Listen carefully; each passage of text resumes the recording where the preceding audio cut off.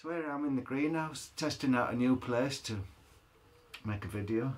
Sitting on a plant pot, which is a bit low down for the old low lumber regions of the back. And I'm talking about a video. I think I've tried to make it 10 times already. And it's just a video about the garden and all its connotations and meanings. And how this little garden community that we've got here on YouTube is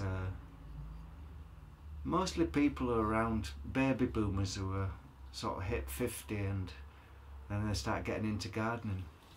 And they say a garden is like a manifestation of how people imagine it is in heaven.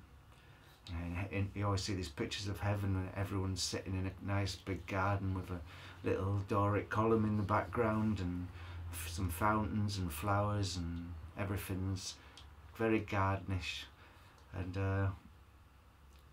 now I'm just wondering if as you get older and you start getting towards the autumn of the years and you start maybe heading towards thinking about heaven, you sort of naturally start to create a kind of a little heaven.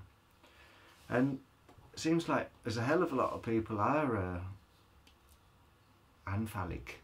See, I'm losing my English. Susceptible to this, because on Facebook I see a couple of sites like old age punks gardens, and you get loads of gardens with punks with bald heads and bits of Mohicans left, all discussing their onions and the spuds and that look. So it's a real leveller as well, and it's good fun in a way.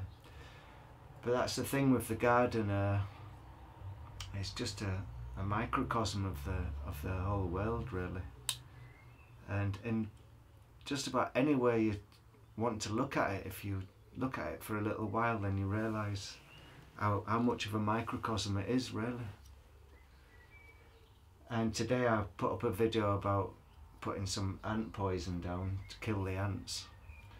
But you know, like, you see the state of this thing, it's all brown and knackered from those aphids and ants farming on there.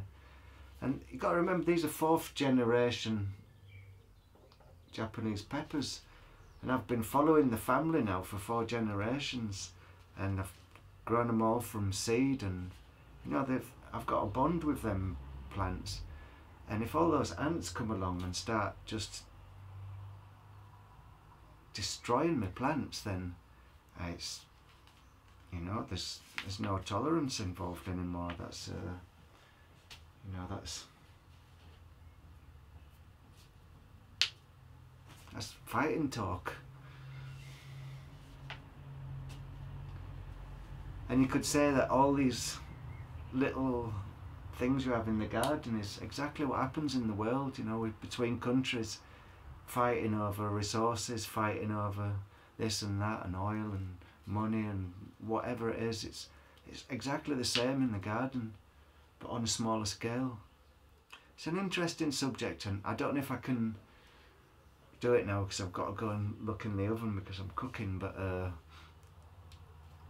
it's just an idea for a video, and trying to think of all the ways that the garden is like a microcosm of the world.